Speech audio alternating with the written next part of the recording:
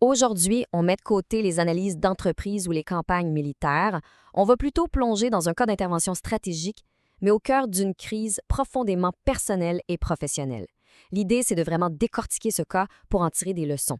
Des leçons sur la gestion de crise, l'apport d'un conseiller externe et surtout comment on prend des décisions quand on est dans un environnement, disons, hostile. La situation de départ, elle est posée directement par le sujet lui-même.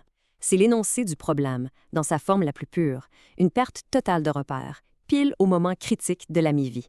Le diagnostic est clair, net et sans appel. OK, première étape de toute analyse stratégique qui se respecte, bien comprendre la situation. C'est par là qu'on commence. Il faut définir avec précision le contexte et l'état dans lequel se trouve le sujet.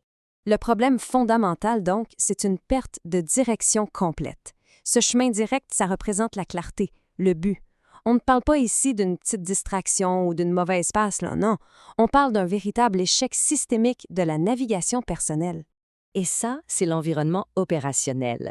La forêt, ce n'est pas juste un décor, c'est une allégorie de l'état mental du sujet. Les mots utilisés, sauvage, âpre, sombre, ça nous dit que la crise n'est pas seulement déroutante, elle est carrément hostile et difficile à traverser. Ce qui nous amène tout droit à la phase suivante, l'évaluation des risques. Une fois qu'on a saisi la situation, il faut absolument identifier les obstacles qui bloquent toute progression. La question qui tue, c'est celle-là. Quels sont les facteurs de blocage concrets? On ne peut pas élaborer une stratégie viable sans identifier précisément les menaces qui paralysent toute tentative de reprise. Alors, voilà les 3 risques principaux tirés directement du rapport du sujet. Chaque menace est bien distincte. La panthère, agile, pourrait représenter la fraude ou la luxure. Le lion, orgueilleux, lui, symbolise la violence. Et la louve, insatiable, incarne l'avarice. Ce ne sont pas des obstacles passifs, ils sont actifs et carrément antagonistes. L'impact combiné de ces risques est tout simplement dévastateur. Il ne se contente pas de bloquer le chemin, il force une régression active. Il repousse le sujet vers le bas, vers cette vallée où la lumière, symbole d'espoir et de raison, est absente. L'ascension est devenue impossible. C'est un cul-de-sac. La situation a l'air désespérée, on est d'accord. C'est à ce moment précis qu'on entre dans la 3e phase, l'intervention stratégique marquée par l'arrivée d'un conseiller externe. Fait important, l'intervention n'est pas imposée, elle est demandée. Le cri du sujet, c'est une reconnaissance de son incapacité à s'en sortir seul. C'est un appel à l'aide. Et ça, c'est une condition essentielle pour qu'une consultation soit efficace. Et voilà le consultant, Virgile. Il pose tout de suite ses qualifications sur la table.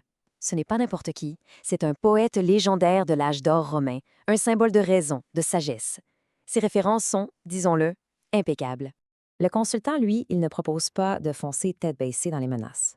L'analyse de risque a déjà montré que ce serait la pure folie. Non, il propose une voie alternative. Une stratégie de contournement. C'est radical, oui, mais c'est logique. Si le chemin direct est bloqué, il faut en trouver un autre, même s'il est beaucoup plus difficile. La clarté de ce plan est remarquable. Le voyage est découpé en un processus en 3 étapes claires, chacune avec un objectif bien défini. On n'est plus dans une errance sans but. On est maintenant dans un projet structuré avec un début, un milieu et une fin. Bon, un plan stratégique, c'est bien beau, mais ça ne vaut rien sans l'adhésion du client. On passe donc à l'étape de l'obtention de l'accord des parties prenantes. Et ici, la partie prenante principale, eh bien, c'est le sujet lui-même.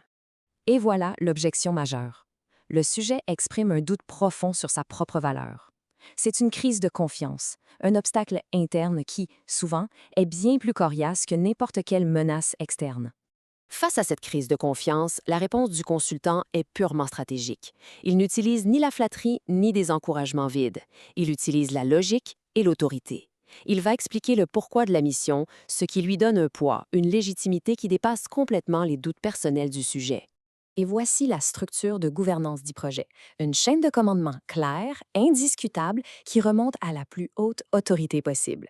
La leçon à retenir ici, c'est que, face à une crise de confiance interne, la validation par une autorité externe incontestable est un levier beaucoup plus puissant qu'un simple encouragement. La présentation de cette chaîne de commandement, c'est le point de bascule. La peur du sujet est balayée et remplacée par une nouvelle détermination. Comprendre que la mission est soutenue par une volonté supérieure, ça unifie son objectif avec celui de son guide. C'est bon. L'adhésion est obtenue. On arrive maintenant à la dernière phase de notre analyse, le lancement du projet, le fameux point de non-retour. Le plan est accepté, le guide mène la charge. Ils avancent ensemble vers le seuil du premier royaume. La description du chemin, profond et boisé, ça nous rappelle que même avec un guide, le parcours reste difficile et intimidant. Voilà, c'est la condition d'entrée. Pour entreprendre ce voyage de transformation, il faut abandonner l'espoir d'une solution facile, l'espoir d'un retour en arrière. C'est un engagement total envers un processus difficile mais nécessaire. La véritable stratégie, elle commence exactement ici. Et ça nous laisse avec une question fondamentale. Quand le seul chemin qui s'offre à nous exige qu'on abandonne l'espoir tel qu'on le connaît, sur quoi est-ce qu'on peut s'appuyer? La raison pure? La foi dans la mission? La confiance absolue dans son guide? C'est la question stratégique ultime que ce cas nous pose.